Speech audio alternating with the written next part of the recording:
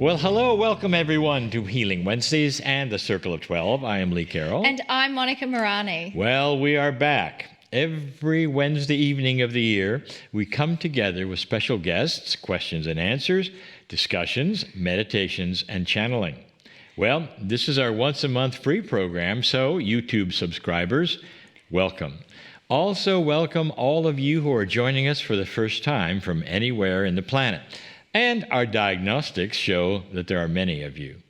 A special welcome to the members of the Circle of 12 who receive one of these programs every single week of the year. And not only do you receive, because you are a Circle of 12 member, we can do these programs once a month for free. So you're giving to yourself and to the planet. And I can't thank you enough. We so love you, beautiful people.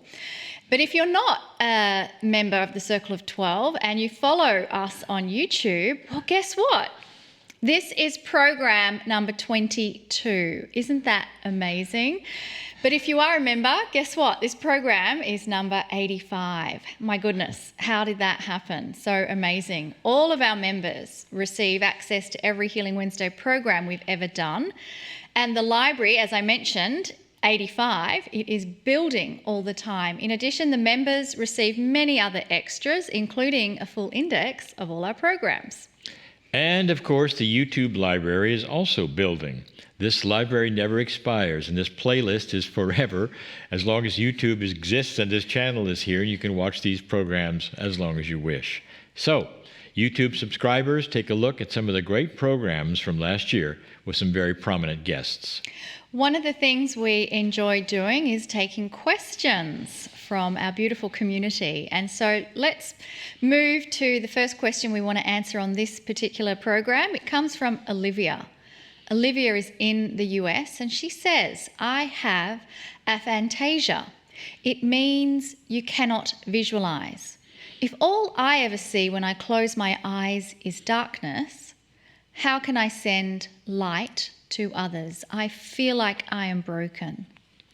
Well, Olivia, it's interesting to me that although aphantasia is listed as being less than 1% of our population, we've had more than our share of messages from those just like you. This is not new to us. It's a very real thing, and most people can't understand why you can't visualize things, but you're not broken, hardly. I know people who can't sing at all. They're not broken either. And now, I can't draw anything more than stick figures, and I have friends who can't believe that. So my visual cortex isn't connected to my hands, I guess, at least not able me to draw well. It's really crazy how different we are. So let's look at this for just a moment. Since you cannot create a mental image, I want to invite you instead to view an actual image with your eyes. When we first started the Circle of 12, we found the perfect image for it. It's a human figure standing in front of a huge glowing circle at night. And that figure is seemingly alone in a vast field. Now, I know you know what it looks like because you're watching this program and you've given the question, but here it is again for you to see. I'm showing it on the screen, just so you remember it. It's the banner we show all throughout these programs. I would love for you to capture this image on your screen, perhaps even print it out, and then look at it during the Circle of 12. Now, each program features this image for 7 to 10 minutes after the program. That's a really good time to capture this image on your device if you'd rather do it then. You may not be able to visualize, but you can certainly feel things. So while you are watching this I love that. While you're going to watch this printed image that hopefully you're going to make and you have in front of you, I want you to feel loved. Now, that's not a mental image. It's an emotional image. It's an emotion felt while you're watching a real image. So I hope you get this. No matter what we do in the Circle of 12 that night, continue to look at the image that we found through this program and realize that it's you who is standing there in front of that huge circle in that vast area. But around you are you ready? Invisible guides and angels. Things that none of us can see in that picture. None of us can visualize those. It's not in the picture. So we're not broken at that moment in time. We all feel them if we choose. Olivia, you're never alone, and you're not broken. The love that we speak of, it doesn't require you to visualize anything. So just enjoy the love and the message that we have as we very much include you in our Circle of 12 love meditations. I love that answer, Lee, and it actually reminds me of when I was doing energy work training, and for a long time I could not feel any energy in my hands. I knew it was real, but I felt there was something wrong with me because everyone else in the class could instantly feel energy in their hands, and it took a very long time for me to get to that point where I could feel it. And so we're all unique, which is what Lee was saying. And one of the things in energy work is that you can send it through distance healing sessions. And there was many ways open to us. You could pretend the person was in front of you and doing the session exactly how you would if they were there. But here's something interesting. You could also have a piece of paper with a person drawn on there, and with your pen and pencil, you go through the energy motions that you would do, but it's a different technique. So I love that Lee said to print out that Circle of 12. Maybe you can come up with your own way where you put that picture down, and then with pen and paper, you start drawing out rays of light, which represents you on the paper, and now you're sending that out with pen and paper out into any place you want to. So I encourage you to have fun and experiment with your unique way of sending light, because like Lee said, you're not broken, you're never alone, you are included. We're going to take another question from Perry. Perry is in Chicago. Perry says that in the Circle of 12 Theatre, when I ask for the souls of the loved ones to be in the audience, I'm seeing various loved ones and those who have passed. However, I'm also seeing the soul of my mother who is still here. How can that be? Hello, Perry. This question comes from your trained mind. Now, I'll explain that in a minute. We all have this as we grow up. Let me ask you, does your mom only get a soul if she is not alive?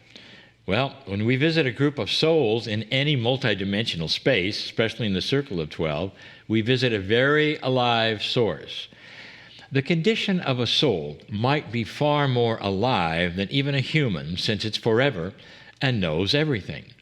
We have been trained by our culture that when we go to the other side of the veil, which is exactly what we're doing in the Circle of 12, we will only see those who have passed. Now, that's very cultural, that's taught by all of us, and that's how we think. To make this very different here for now in the Circle of 12, perhaps something spooky to many, we can also get a vision of ourselves from the other lifetimes, and of course, we're still alive looking at it. So it's all there, since all the souls are available at any time. It shows us just how much power we have to work with ourselves at a spiritual level, even while we're alive on the planet. We have incredible tools like we've never had before. So, one of the things we have taught in the past are things that we're going to do even tonight. So get ready for tonight. So it's just for you. I love that. I love when Cryon feels like Cryon's talking just to me, and then I hear many other people say, no, Cryon's talking just to me. So Spirit knows us so well that we get these beautiful messages for the collective, and yet it feels so personal. I'd like to take one more question before we do meditation and a channel, and this question comes from Serena. Serena is in Romania. Cryon speaks over and over about healers, readers, facilitators, light workers, etc. I am none of them. I'm just a regular human being, and my life is so small, so normal. Is there a place for someone like me in the Circle of 12? Serena, you're just like about 99% of all of us. Cryon gave a channeling in Arizona in 2016 called 5 in a Circle. I'd like to discuss it, and I hope that you can relate to it. The channeling was a description of the 5 kinds of spiritual categories that most humans find themselves within. It's a circle since there is no hierarchy in the categories. No one kind is better than the other. And some are actually a meld of several of the categories. But it's fun to see the basic 5 categories in their purest form. And it's going to help answer your question. One category was for those who are focused on what they feel they have come to do. They are on a mission. Another group were the authors, healers, and speakers group, like those that you referred to in your question. Another category was for those who just love to meditate for hours and days. These are the prayer warriors and very helpful for the planet. They're good at it. Still another category was for those who felt especially connected to the earth, the tree huggers. And finally, what we call the anchors. These are the ones who anchor the others in the first 4 categories, the light workers who help all of us. So out of all of them, really, only one category contains healers, readers, and facilitators.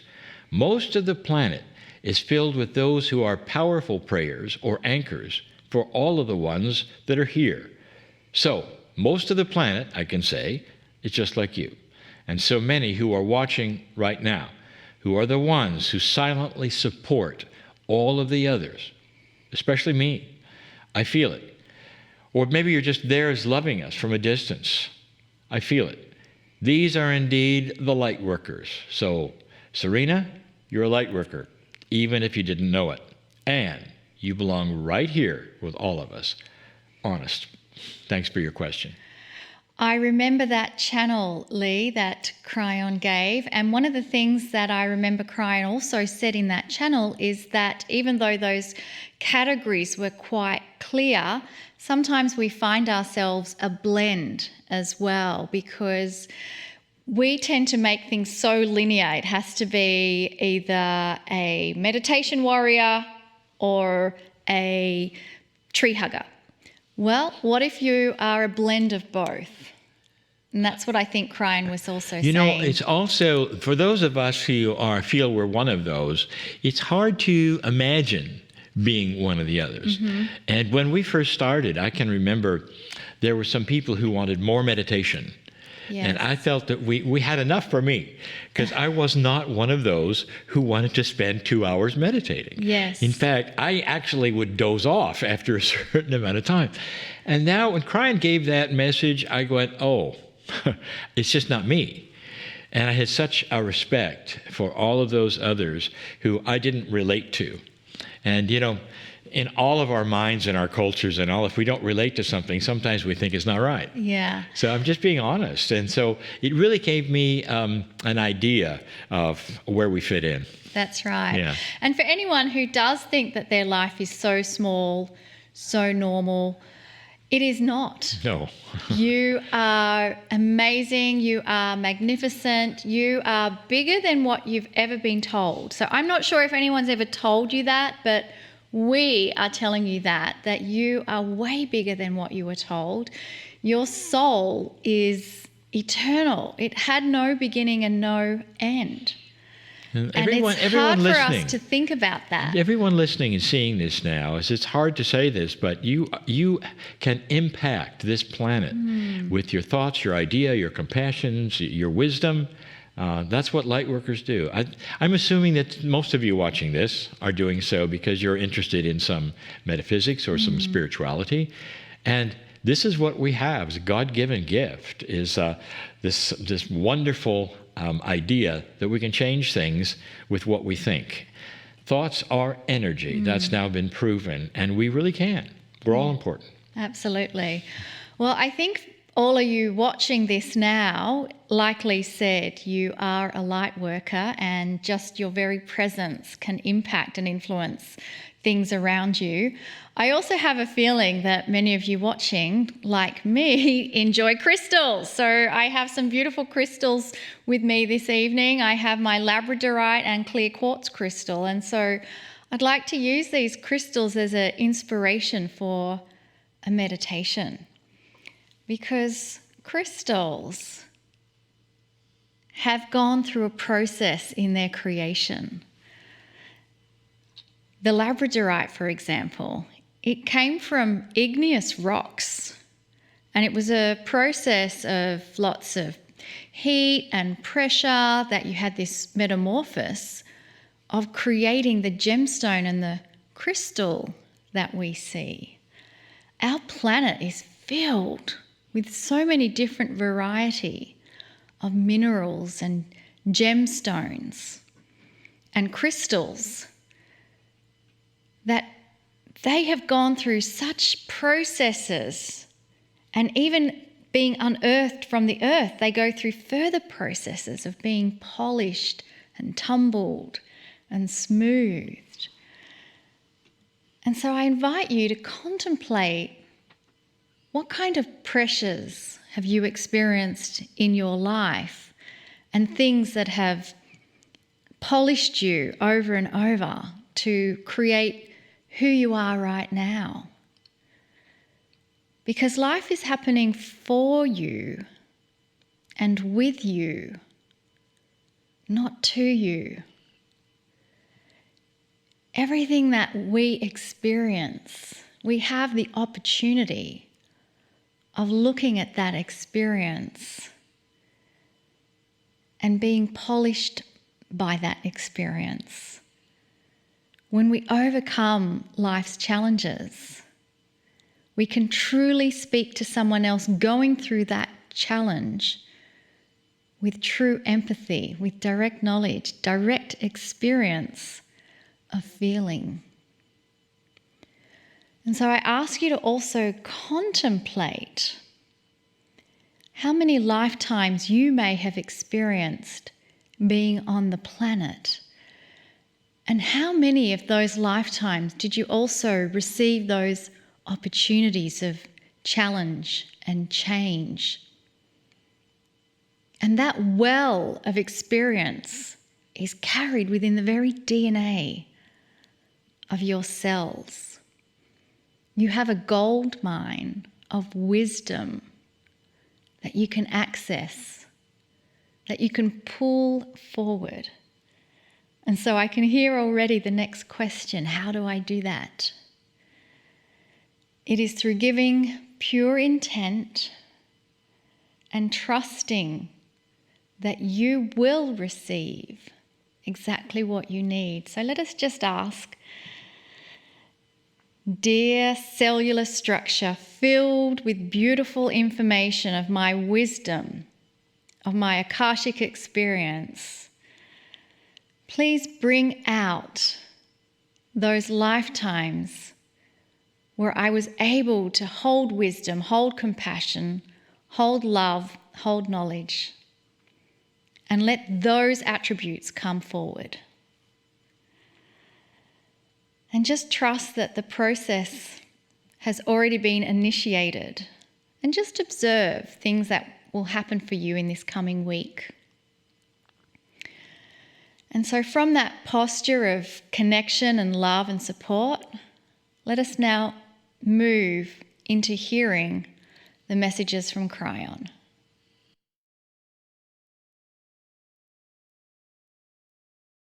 Greetings, dear ones. I am Kryon of Magnetic Service.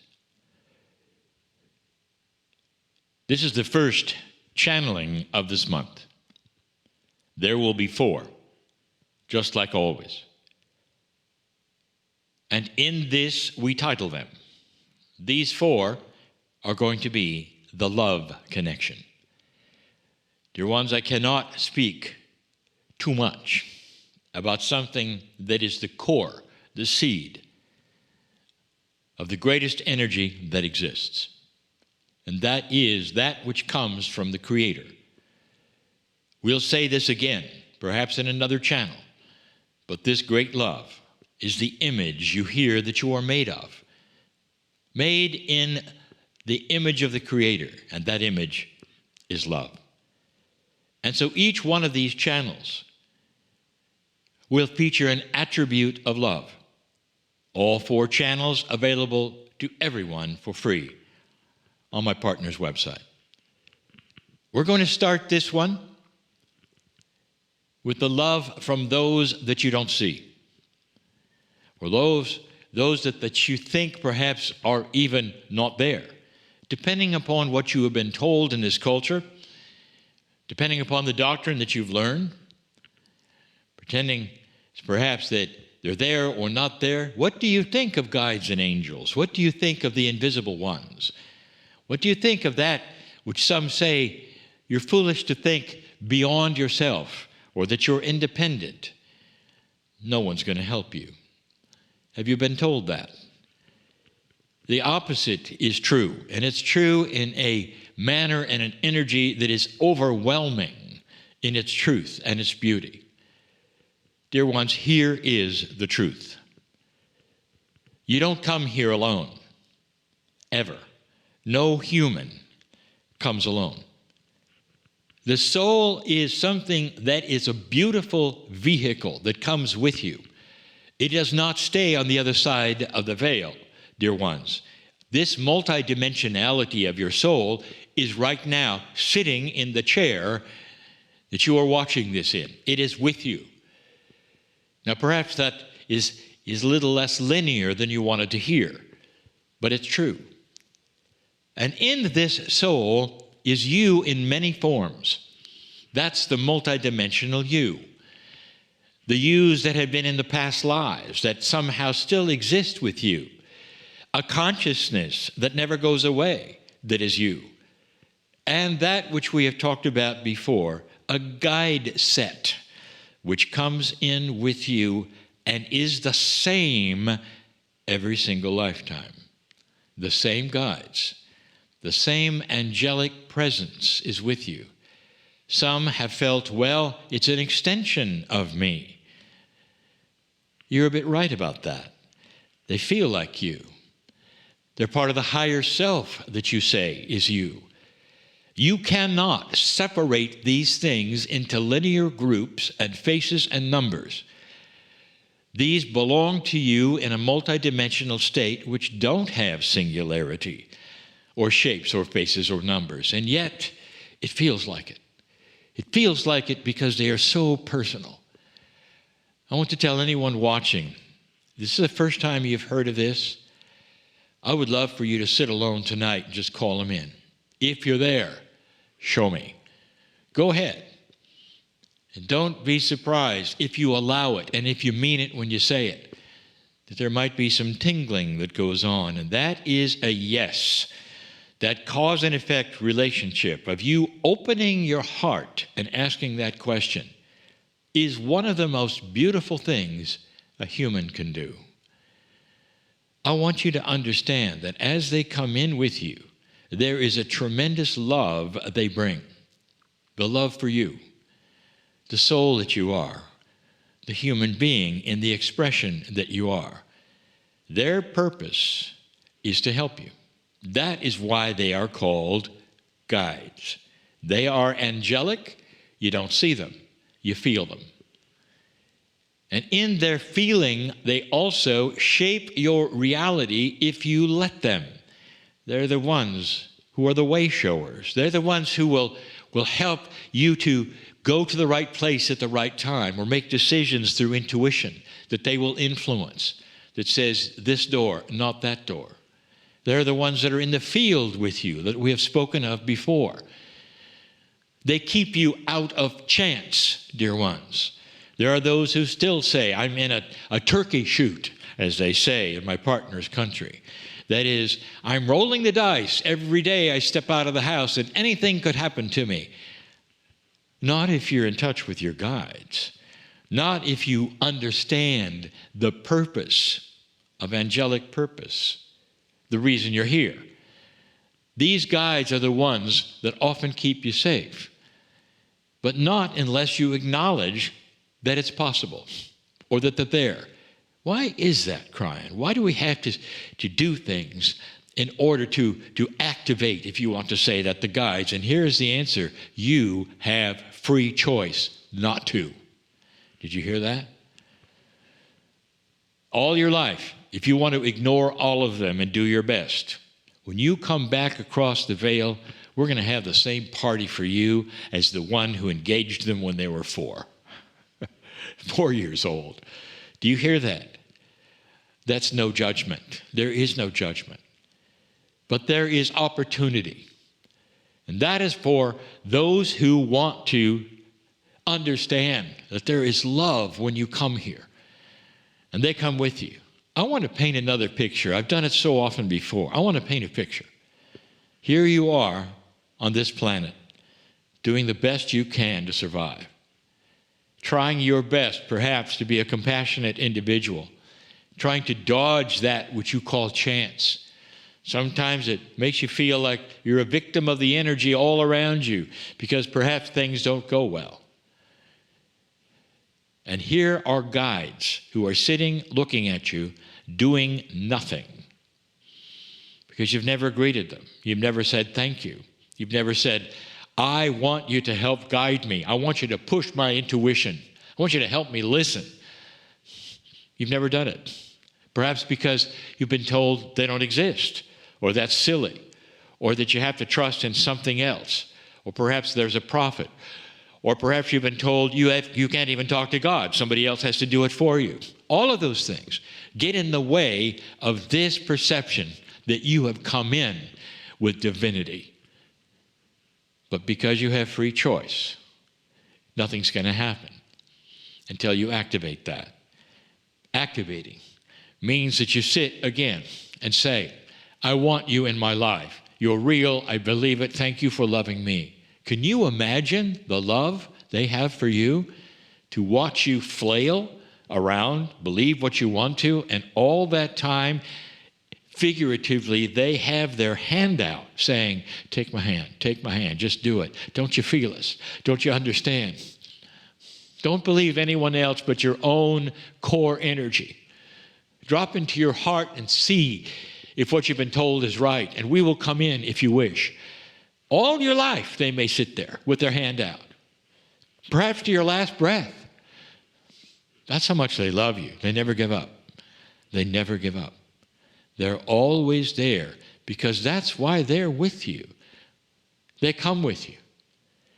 Did you know that there's a meeting between all of you before you step into the wind of birth and you come here that says, this time, please, feel us. Don't believe everything you're told. Follow your heart. Believe us. And let us then help guide all the things to take you into the good places where there are no potholes. And intuition will help you meet the right partners and people so there'll be a lot less of the issues that perhaps you had the last lifetime. Let this be a lifetime of beauty, no betrayal, of compassion and love and good things. That's why they're here. There's so much love. Your guides, your angels are real. They even have your name on them, the name we sing in light that you have. They belong to you. There is a system, dear ones, of love.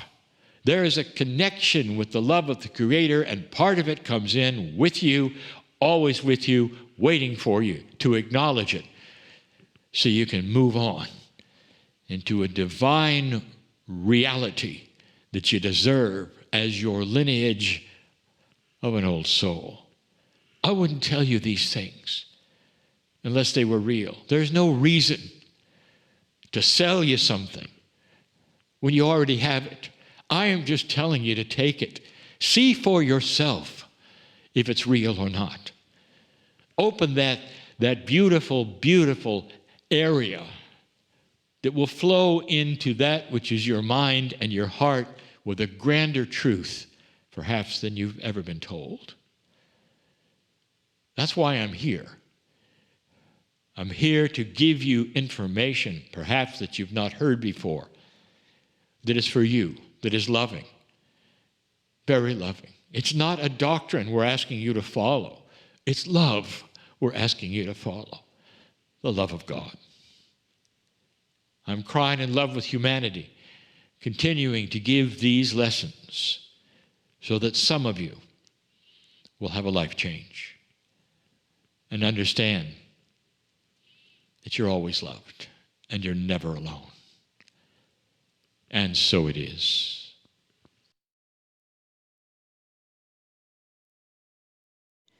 And as we continue that beautiful love connection, I'd like to ask you to connect in with your body so that you can bring your awareness back into your body.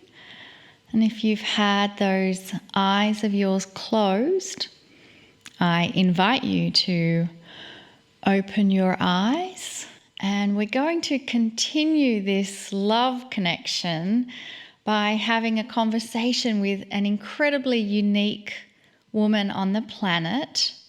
She combines astrology and psychology. How amazing is that? And her name is Deborah Silverman, and I want to make sure that she's there on the Zoom feed. So Deborah, are you there? Here I am. So wonderful. Well, Lee, we want to tell everyone about Deborah. Yes, we do. When Deborah Silverman was just 20 years old, she met an astrologer who blew her mind and changed her world forever. She had officially been introduced to the world of astrology. It was then that she realized the stars in her own world had aligned just right, and she had found her life's purpose. So Deborah went on to deeply study the mind and body. She earned a bachelor's degree in psychology and dance from York University and a master's degree in clinical psychology from Antioch University. Now, over the past 40 years of professional experience and private practice, she has specialized in helping thousands of individuals achieve emotional health and wisdom based on their unique personalities, and this is the part that I love, using the 4 elements: water, air, earth, and fire.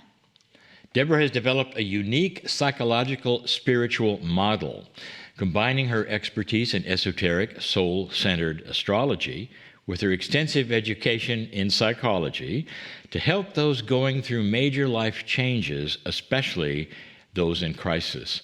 What makes Deborah different is not only her honest and direct style, but her fun.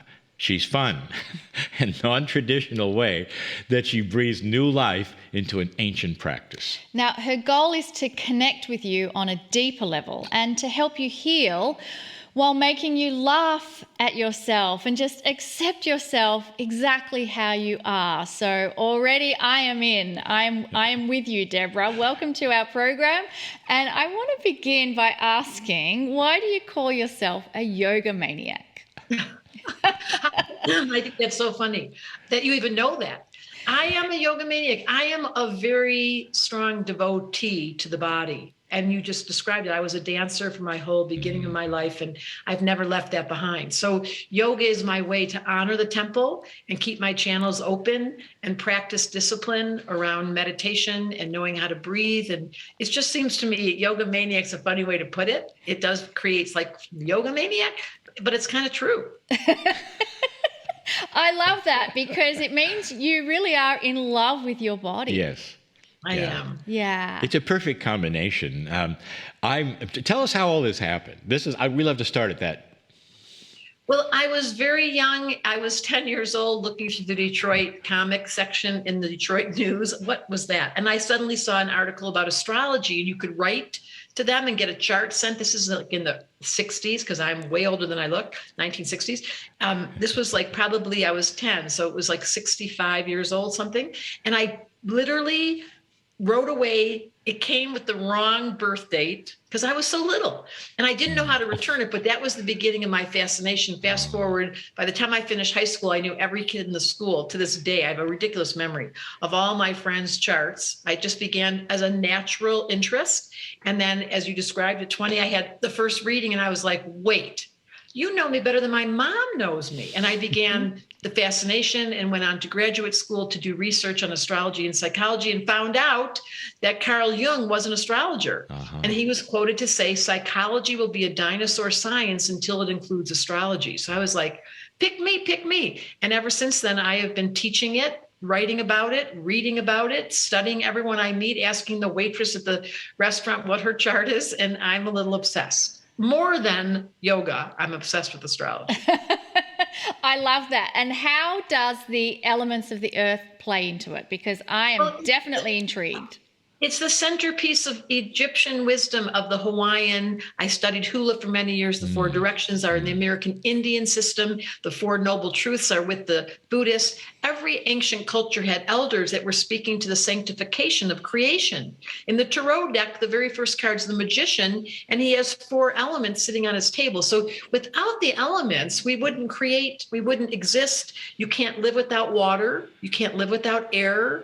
You can't live without food, earth, and you can't live without the fire of the sun. So how we neglected to honor the creative powers that come to us in the most primitive and ancient ways is a puzzle to me. So I've been obsessed with those four elements in my book, The Missing Element, which is a subtitle, Compassion for the Human Condition, is understanding your personality type based on the elements and then saying, you guys, we got to get balanced. It's like four wheels in a car. If one element's down, the car can't drive. So I've been teaching people for, it's actually 45 years, how to reinvent or reestablish your relationship, like go back to what we forgot to study, which is these four principles in your body, in your life, in your psychology, in your day. And I've seen great results.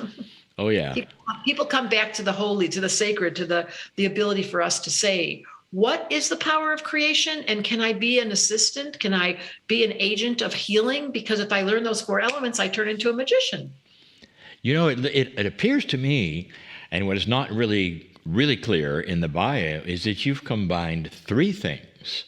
You've combined the wisdom of the elders, the planet, as well as psychology, as well as astrology, to paint what I will call a bigger picture than I think any of us have seen before. This has got to be an amazing work. Yeah, and we have a school where people come twice a year. The doors open. It's called Applied Astrology. And within 6 weeks, even if you have never believed in astrology or you've been studying for years, it's a 6-week class. And at the end, people fall in love with themselves right in front of me. It's like a love story. I love that. I would love to have an example, if you have one, of someone who, as you said, they're very skeptical about astrology, and given your obsession with it and your deep understanding with it, I'd love to hear those stories of someone who didn't really believe it and you shared some information and what transformed. So I have this great example because she started to work for us. So when she came to the first class, she's very shy, a little bit self-conscious, understated. I took one look at her chart, looked at her, and I was like, you have so much fire in your chart and you're pretending to be a little shy over there. Now I'm not going for it. So let's change that story. So she got the homework of activating her fire. Within the end of the 6 weeks, she lost all this weight. Her husband wrote me. He was like, what did you do? Because she'd been playing this game in astrology. We see the blueprint and the promise you've made. Somewhere you left something behind, or you didn't know how to activate your own natural rhythm. So I give them the code just by looking at the chart as a simple beginning with the elements, as you described, and then their whole life force comes back. In her case, she has really become an advocate and an astrologer and one of our mentors. And I watched her being this really inhibited, not being able, and then suddenly she showed up. So that's one example. Then there's the opposite, someone who's playing the game of being a really outward personality type. But I look at the chart and I'm like, what? You're a meditator. You're playing a game of pretending. And by the way, you're going to run out of chi and you're going to get burnout because you're not being authentic. And when he discovered that he was a meditator, he became this rich wisdom source rather than this pretend game of Mr. Cheerleader Salesman. And he went into an entirely different career. I love that. There's lots of questions this brings up, but there's one that's hiding.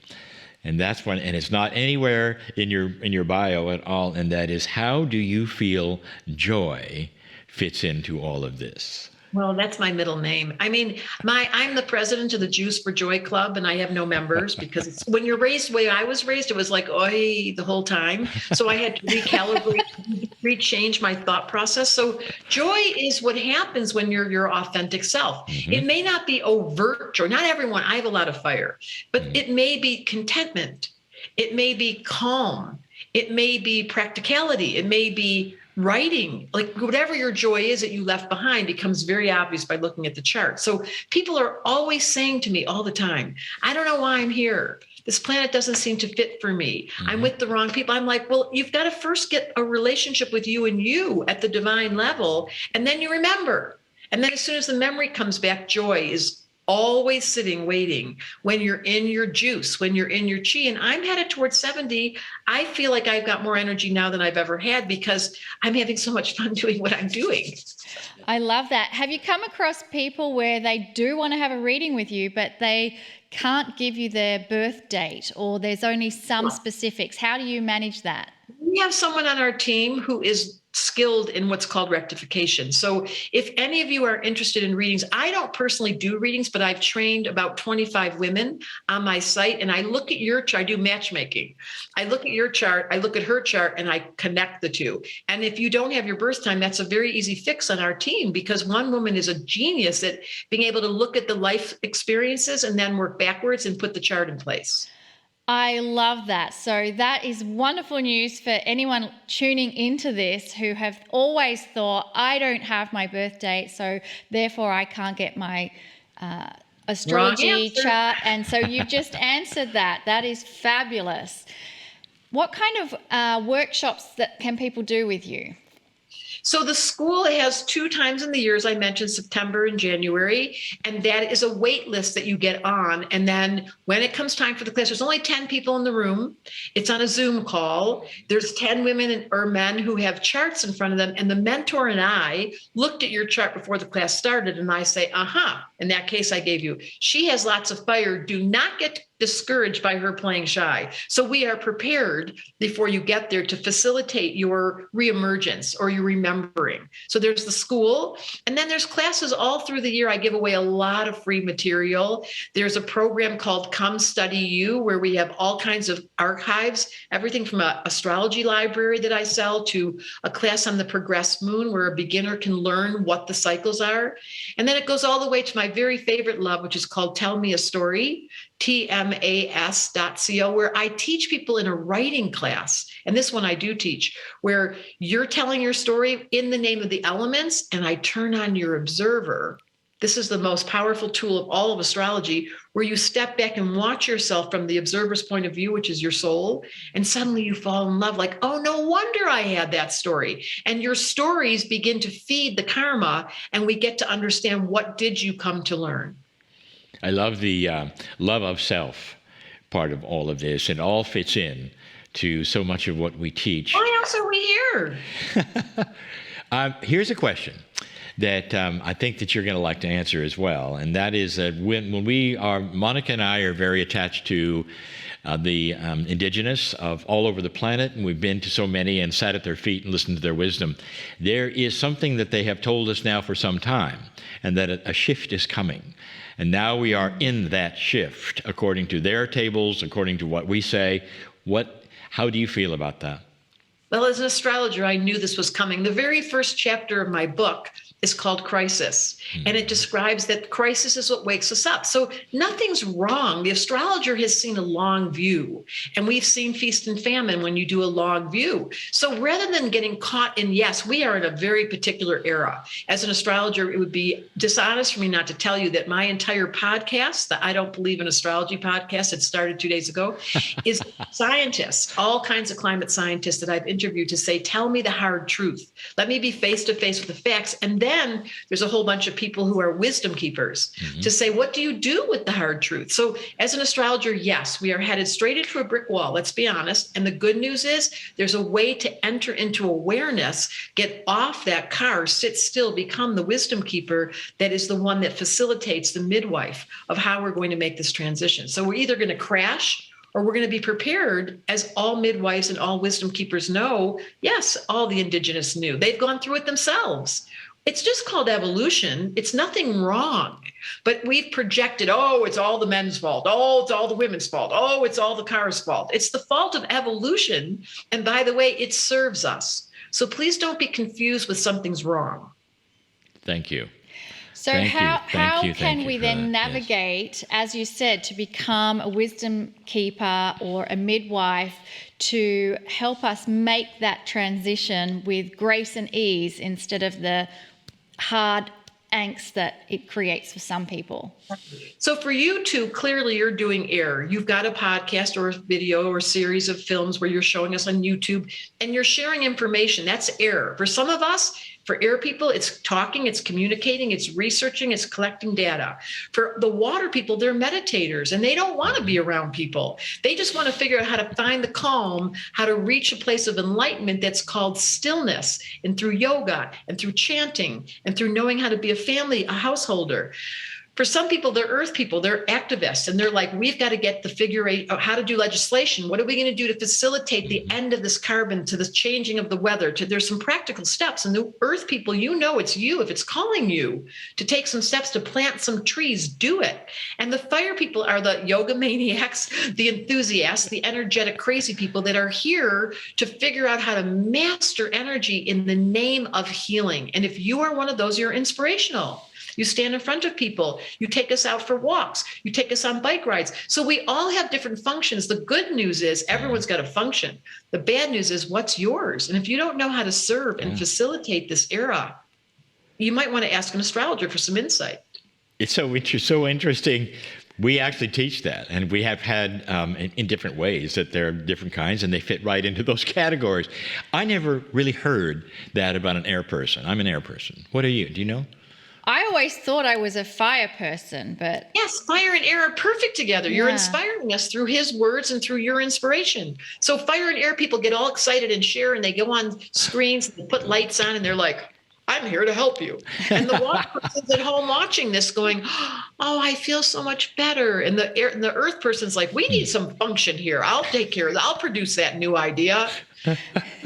It also explains why Lee has never really wanted to just sit and meditate for hours and hours. For him, it's like, I can't do that. Don't meditate. Mm-hmm. Air people get bugged by being told to sit still, but they can walk and meditate. Yeah. And they can listen to a guided meditation, but you can't ask an air person to sit still. I meditate best on airplanes. Bingo. Yeah, I can't because it makes me sit. Well, it makes me sit still. But you're up in the air. You have a book. I love the title because we have taught this too. The Missing Element: Inspiring Compassion for the Human Condition. Tell us about that one. It's all about the four elements, and it's all about the crisis we're in. It starts off with the first chapter saying, we cannot continue as we're going. Society is going to go into a radical change. I love when Lynn Twist on Choosing Earth, the documentary, looked right into the camera and said, we are now meant to be midwives because we're in hospice. Mm-hmm. Like we're at the end of an era. It's hard to talk about. It hurts unless you're prepared. And my book is simply there to establish, get missing element, figure it out, short little tests, open up the chapter of your missing element, do the homework, balance the game, and suddenly your chi's back. One of the things you talked about is the elders, and I love that you've mentioned the Indigenous and just how connected they have been with the cycles that we're in. That respect for elders, I think there's going to be this new wave of where we come to respect them more. How do you see that unfolding? I think you two are elders. What I can see here, it looks like you two are elders. We never get named elders. It comes with the territory of growing up. And if you become responsible, my question every day from the minute I wake up till I go to bed is, who can I serve today? Mm-hmm. How can I create this planet's evolution? I did not come here because I like this place. I love it, but it hurts me here. I'm not the person that goes, I love being alive. For me, this place is very, very painful. And yet I've turned the joy button way up in the answer to what could I do to serve? So I am an elder. I'm headed towards that. I've certainly passed the marker. I just got Social Security. What's it called? Medicare or something in America. It's such a weird thing. But the truth is, I was an elder at a very young age. And all that is a being who values the sacred, who knows this planet is a place to pray over your food and to go to bed with a prayer and to remember your dreams and to keep your heart open at all costs and to never stop asking, who can I serve? I don't care how old you are. If you've got that premise at the front of your consciousness, then your whole life is an example of a radiant, vibrational delight. And that's what we're missing. And that's what will help us through this transition. Oh, thank you so much for redefining elder for us. I love that definition. We do that as well, saying that there's a lot of young people we meet that are old souls. Yes. And we see that elder wisdom. The deep wisdom within. Deep in them. And it's recognizable. Yeah. I have a question for you, because one of the things when we do live meetings, which we do less than what we did before COVID, but we still go and meet beautiful family when they come for the gatherings. And for some, there is a little frustration because they come together with this group, and then when they leave, they feel isolated because their awakening has kind of removed them from people around them. So do you have any messages or help that you can help for those who feel isolated? It's such a beautiful question. You just need one best friend. All you need is one person to help you regenerate or give you back your life force. It could be on the phone. And then you fill up your cup and you just keep giving. We don't need to be having others echo or say we love you because you're the spiritual person. We just need to be the givers. So I ask everyone when they ask that question, who are you giving to? What are you creating? Are you planting any flowers? Are you planting any trees? All of that is your job, to be the one in your community that lights it up. And then have one person you can call to go, my light's getting dim. And they go, no, I love you, Debbie. Oh, that's right. Thank you. So just make sure you've got someone. It could be your dog. It could be the neighbor. It could be your best friend across the country that you know is going to energize and vitalize your enjoyment because you're in love. I have a question also that I'm interested in how people think.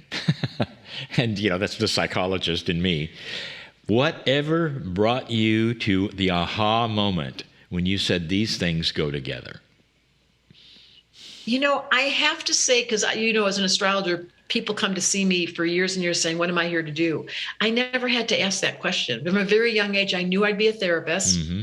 I knew that I was on fire about seeing I was nosy, to tell the truth. And then the astrology was like candy to me, like, wait a minute, that makes total sense. So very quickly they got married, and it became obvious that my destiny was pushing me around from behind. So I can't point to one event, but I can tell you that I woke up very young in the dentist chair with nitrous oxide, where I came out of my body and I was given a directive that said, this is an illusion. Decide right now what you want to believe. And I came down and told my mom and told the dentist, and they were like, huh? I was like, everything's not what you think it is. And from that moment on, I've been able to maintain a lightness that has given me the gift of openness and receptivity. And that's how I found my destiny, was listening. Wow. We could do a whole section on that, right? Just, learn to listen. Oh my. That's so key. And so Yeah. I want to ask, what are your tips for how we can get better at learning to listen? You guys are so good. You're asking such good questions. I have tattooed on my arm the word listen and silent have the same letters. In order to listen, you have to be silent. There needs to be, I spend a lot of time in nature. Mm-hmm. My doctor just told me I had the highest vitamin D count he'd ever seen because I'm outside every day in prayer. I would say the deepest way to listen is to keep the body clean. I eat really well. I drink a lot of water. I keep my system as a vehicle, as a vessel open. And that's hard to do because our planet is so painful. We eat and we drink and we indulge and we do sugar and we do coffee. We do everything we can to distract the discomfort. So the first lesson in listening is sitting still enough to be uncomfortable and not move away and keep praying, help me to hear. And if you do that practice, every day, since I was a 20-year-old, I've said, let this day be the day that I offer a blessing. What can I do to serve you? And I've practiced that. So if you can't, because the dramas of your life or your mental body's so distracted or your body's in physical pain, then you just do your prayer to say, please, I want to be of service. The angels are watching. They'll find you. I love that prayer that you said. And there's another part where some people who are new to this, where they do the prayer, they do the meditation, they feel so good. And then they walk through the door and their teenager is at them or their boss is at them, and all of that has dispelled. And what we teach is about taking that with you and pasting it upon yourself. So what do you have for people to carry that feeling no matter what is happening? Well, there's a muscle called the observer. This is what my book is about. This is what Tell Me a Story is about. This is what my school is about. When your observer's on and you notice, wow, I just lost it. The guy cut me off on the road and I gave him oh, that wasn't very spiritual. And then my observer comes in and goes, Deb, and it has no judgments. It's not mad at me. It's just going, oh, you looked a little hot right there. And then you get to reclaim it without judging. Now, if you can make that muscle of your observer, which is all I teach in every class I do, strong, this is what Tell Me a Story is about, then all of a sudden, right when the crisis happens or the drama happens, right after, because you can't bypass the human condition. You're going to get angry. You're going to get pissed off. And so you should. You're going to cry. You're going to be hurt. It's welcome to planet Earth. And then here comes the observer, and I've gotten really good at it now, so good that sometimes I got to say, can you leave me alone? But when the observer becomes a muscle you can count on, then in the middle of that teenager screaming after you got all upset, and so you should have, you finish and you say, I'm so sorry, I totally lost it. And there's a smile, and the way you know your observer's on is it becomes kind of cute.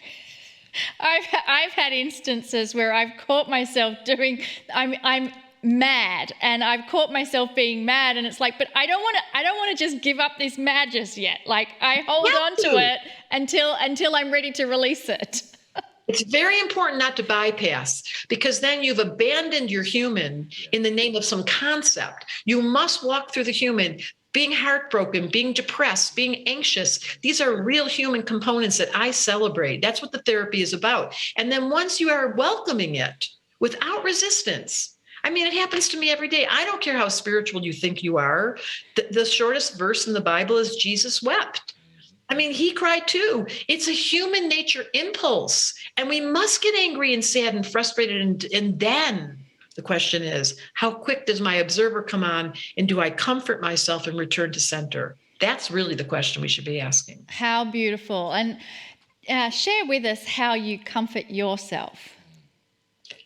You know, it's embarrassing because I do require to cry, and I do use beautiful smells and flowers, and I do use the visual world, and I'm outside every day on an electric bike from 1 to 3 hours a day, where I take deep breaths and I say to myself, Deborah, you're having the best day. I've had to nail into that little psyche of mine that this was a free will choice. Nobody pushed you on the bus. You came here as a volunteer. Now you remember that. And then I get it. And then all of a sudden I'm like, oh, right. And I do my practice. I let my emotional body have a ride. I let my bicycle have a ride. I find my lover. I find my dog. I'm like, who wants to love me today? I love that. Who wants to love me today? What a beautiful way to start up with. So let's put it out there. Everyone listening right now, ask that. Who wants to love me today? And why wouldn't they? I mean, we've covered so many pearls of wisdom. Absolutely. But we're running out of time, and I would like to, what would you have to share to our viewers? Just don't think something's wrong. This was a perfectly designed organization, said the astrologer, with a divine mastery beyond your mind's understanding. The mind is not to be relied on. Your heart is. And if your heart's closed or it feels crispy or you're feeling dulled, there's a way to polish it and heal it. Everything is healable with your observer, with your prayers, and with videos like this. Absolutely. So I want to mention Deborah, your website. It's DeborahSilvermanAstrology.com. Now, it's there in the chat for those of you watching the live stream. And if you're watching this as a replay, there will also be a link there for DeborahSilvermanAstrology.com. But I'm sure you have lots of videos on YouTube as well. And for those who want to do those amazing applied astrology waitlist classes, there's appliedastrology.me, appliedastrology.me for going on and doing those things. So I am so delighted that we got to have this opportunity to play together. I love your humor. I love your joy. And it's true. Your joy factor is out the roof, and so it should be. I don't want to say goodbye. Yeah, let's not. I mean, let's just keep her here and play with her.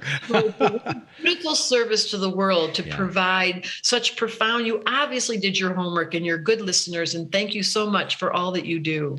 Well, we believe that joy is one of the best medicines, and we truly believe it changes lives and keeps us younger. Absolutely. Actually. And in addition to all the things that are also taught about it, being a balancer. So thank you so much. I'm so glad you were able to come. Yeah. Okay, so we're now going to take a 10-minute break, and then we'll see you back here for the Circle of 12.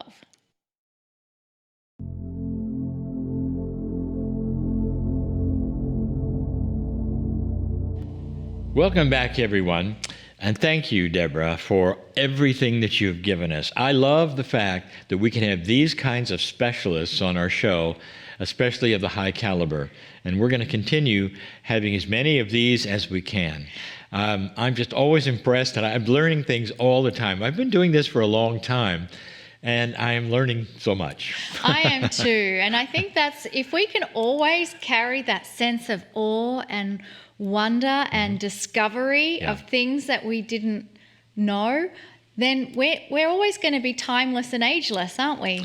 Yeah, and I also love what she's done with some basic astrology and how she's extended it and melded it and made sense in other areas. And psychology. I mean, you know. wouldn't think psychology and astrology go together, but wow, what an thank you. amazing lady. Thank you again, Deborah. So I want to remind everyone tuning into this program that it is all about healing. That's why we've called it Healing Wednesday. And right now, what we'd like to do is something that we're calling miracle moments. Because there are many right now who need a miracle in their life, in whatever form that they need it. They're wanting some kind of healing or miracle to take place. And we are inviting you to participate in this week's Miracle Moments, where all of us can come together to help others and ourselves. I'd like to ask Monica to further explain how this works, and we know that together we can create the right energy at the right time for all of those ready to receive it. So in our members portal, there is a place where they can submit a request for healing energy or prayers. But regardless of whether you're a member or not, we're inviting all of you in this moment to connect together as a group so that we can send energy, compassion and love to all those who are requesting our help. And perhaps you are included in that, where you would like to receive some healing energy or some compassion and love. So we're going to generate it from that divine spark that exists inside. And as we're sending that out, we're also receiving it. It's like this infinity loop, this wave of love that gets generated out, and it comes straight back to you.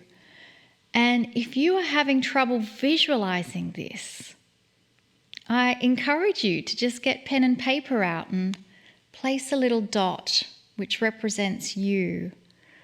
And then around your dot, I invite you to place other dots which represent all the multitude of beautiful souls out there requesting help. And if you start drawing some big circles around all of those dots, you're going to find that there is overlapping circles, because our soul is enormous and it's overlapping with all the other souls.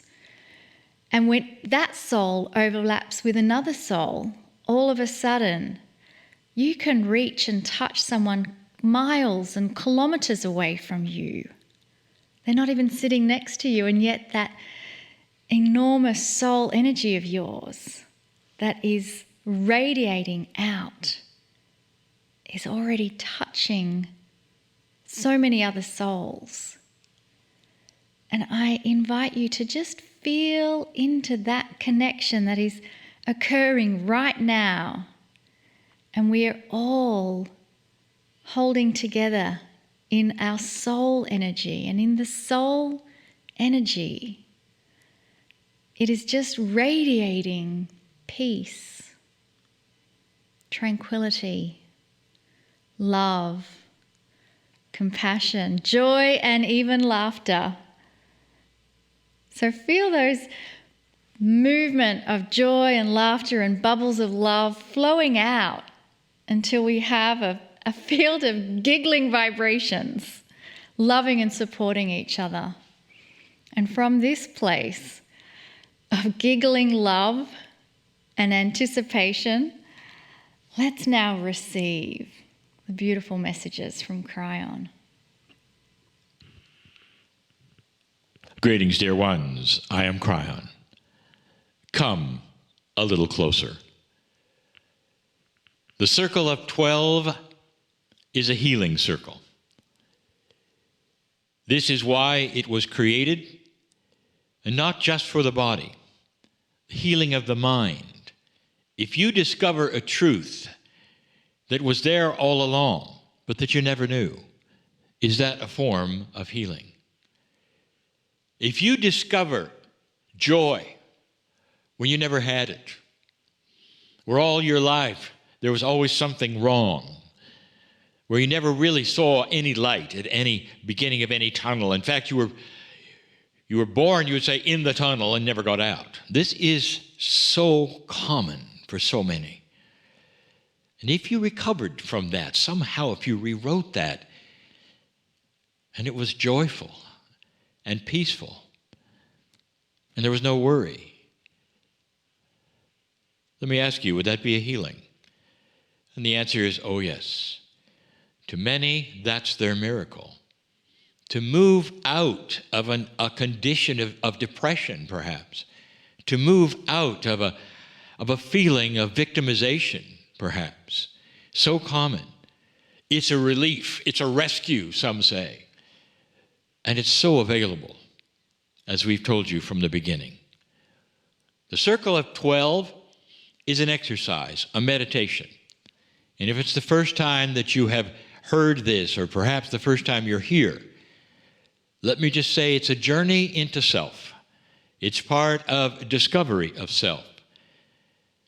It's a paradigm that's different. It's a meditation that helps you to walk across a bridge from the known to the unknown in your mind, a metaphor. Walking across that bridge is a symbol that you're going from one place to another, of course, but the place you're going to is a place not only you've never seen, but you didn't think you could go. And that's right into your own soul, dear ones. This is a special journey. It's not for everyone. It's a journey that can be as real as the chair you're sitting in. It's not pretend. It's not really even a visualization. This is something that you can do. The difficulty is always the same. The first part of the difficulty is, I was told I can't do it. You may have even been told by metaphysical people that you can't do that, because it is something that has never been available. And we'll say again, there is a change. Haven't you felt it?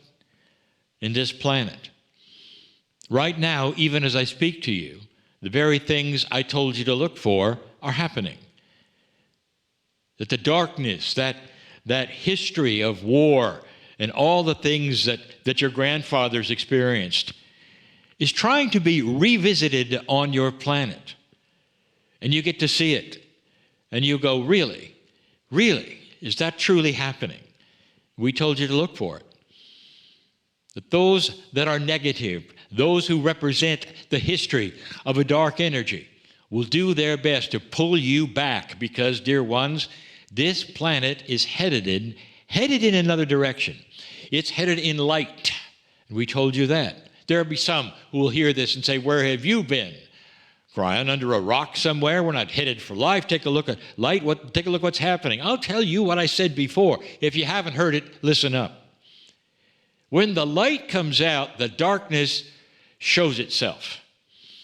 You turn on a bright light, all the dirt shows. And that's what's going on right now.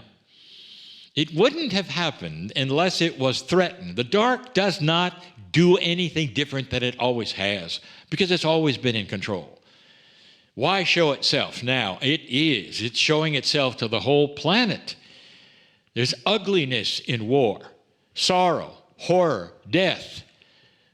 Just about like 1944, 43, 42. It's all here. Just about the same kinds of things you saw on those newsreels you're seeing today. That ought to tell you, that energy wants to reassert itself. So you won't then decide you don't want war anymore, or decide that you'd all like to come together and make sure there's no war anymore. That's why the planet is objecting, dear ones. That's the light I'm talking about. So I'm not telling you something that's a Pollyanna story. I'm telling you something I actually predicted for you. 2 steps forward, 1 step back. You're in a step back now, it seems, but dear ones, that's only because you're shining the light. This circle of 12 is new. It's new because you're in a shift of consciousness that's already starting to show itself on this planet. And that's why we now take you to a place that perhaps no one told you could ever go to before, your soul. And we go across a bridge and we walk into special rooms and places that are all metaphors for pieces and parts of your divinity or your mind. We've gone so many places in this last year and a half with this, all these episodes. It's time to revisit some of them, perhaps with a different twist. We're going to set a precedent for all 4 Circle of 12s this month. What I want you to do there that's a little different than it ever was before. Be ready. If you wish to participate in this Circle of 12, when we cross that bridge, be ready. Be ready for something beautiful, not something odd. If you want something odd, you're in the wrong place. Because when you stop thinking that way and understand that is the more divine you become, the more you learn about you. And that's not odd. That's love. Built for love, you were. The image of love, you are. And as you get into self-discovery, it starts to show itself very, very positively. That you are in a place for you. It's a safe place. Let's go there now. I invite you, like I always have, to go across this bridge with me. You're not alone. Let's go together and find out what's there again for you today. Take my hand.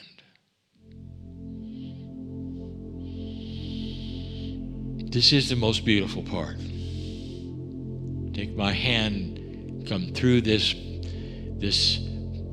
mist that obfuscates such beautiful things you've never seen. Some have even said it's like crossing the veil that you've always been told can't be crossed unless you're dead, and you're not. You are very much alive right now, looking perhaps at something you needed to see. The beauty of you. The beauty of you. We've often gone here in this place, in this Circle of 12, and there's a theater to go to or some other rooms. We'll go to the theater again. Let's go to the theater again. This time it's a bit different. It may seem like we've been there before and done this before. We may do that. We may have some total repeat experiences because they're beautiful and you need them. There's so many who say, why don't you repeat this and repeat that? And I ask you why. And you say, because I loved that and I felt certain things. And my question to you is, well, since you felt them, why do you need to feel them again? That's a funny question you might ask. But dear ones, we're multidimensional here. When something happens, we feel that it happens forever. For you often have to revisit it time and time again in order to keep it, without the idea that perhaps, just perhaps, you can take it home with you. Welcome to a new Circle of 12 for these 4 times this month. I want you to go to that theater again with me right now. Let's go into that door that has your name on it that you can never read because it's in light language. It's you. Everything in this place is you. It's a metaphor because you are looking at it with linear eyes. If you have the power of super visualization, you still won't be able to figure it out. So I want you to visualize whatever it is that makes you happy here.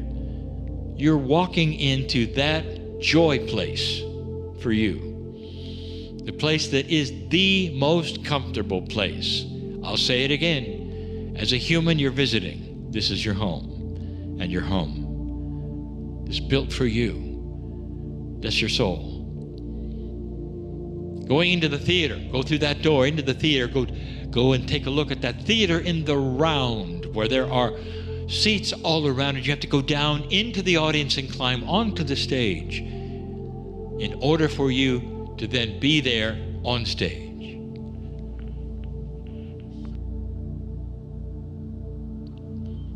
How does that make you feel? To go onto any stage? And you might say, well, I'm a bit uncomfortable, Cryon, to be on stage at all. That's quite funny. That stage you're on, that's your core. That's why it's a stage. Did you ever figure that out? Circle of 12 listeners, have you ever realized that's your core? That's where you would always be. That's your stage for you, where everything is brought to you. That's where you go from your stage. That's where the wind of birth goes. That's where you have the conferences with those family you're going to have and decide to meet when you're born. Their souls are there as well. It's a complicated idea, isn't it? That you might have chosen your own parents. We have talked about that as well. Today, you're going to do something that we've done before. The audience starts to light up, and there are so many in front of you. It doesn't wrap around totally behind you because these are specific entities, if you wish to call them. They are ones of the past of this planet, and they all have something in common. The first thing they have in common is they know your soul. That may be odd to you, because on this planet, you only know certain people, and the important ones perhaps are beyond your reach. When you're in your soul stage, everything that has ever existed is together and knows you well, and knows why you're there. The master healers of the planet sit in the chairs where you are. You're on stage, they're in the chairs, and they're looking at you. We have been here before. This is different. One by one, they're going to honor you. And they're going to come up on the stage one at a time. And you'll say, well, how long is that going to take? It's going to take a fraction of a second if you're in a multidimensional place where there is no time. Don't worry about how long it's going to take. Think of them all coming together, if you wish, one at a time together. And they're going to touch you. Perhaps you'll have your hands out ready for them to hold them, and they will pass to you whatever is their specialty. Whether it's the beauty of joy and humor, whether it's the gift of healing of the chemistry in your body, healing of disease perhaps. They're all specialists. Some of them are specialists in doing the same thing, and they do it differently. But each one wants to touch you. And they want to do it now. And you might say, well, I don't have that much time. What if I told you they all just did? That's what we're doing. We're making this a multidimensional experience, but this one is different. This one is different. Every single time one touches you, a little wrapped gift will appear at your feet. And as they come and they go, for just a moment or two, that they're going to touch you and pass these beautiful things, and touch you and pass these beautiful things. Every single one of them is going to create a little wrapped present, and it's at your feet. Soon you're going to have many presents at your feet. Here's what I want you to picture. When this is finished, and it can be finished in a moment and a half. What's a half a moment? It's half of a whole moment. When they're done, all of those gifts will be at your feet, stacked high. What are you going to do with that? You're going to pass your hand over all of those gifts that were given to you in love, and they're going to go into your core. And that means they disappear into your human body. And at that moment, you can come home. Back to the chair that you call the Circle of 12 chair that you're watching from right now. All of that belongs to you, stays with you, and you never have to go to that stage again if you don't want to, because it has returned with you. Now you have to sort it out and say, is it real? Is it not real? Are they there for you? Or is it just pretend? And I will tell you a truth. You have manifested the healing you've asked for in so many ways. It's all there. Unwrap each one of those if you wish. Do ceremony, meditation if you wish, and paste them upon your chemistry, because they all belong to you, given to you at the soul level by the ancestors of this planet who know your name today. Think about it. Stay. Why don't you just stay and think about that? Why would they know your name? Perhaps you're just a little bigger than you think. You're here to be healed today. I'm crying in love with humanity. And so it is.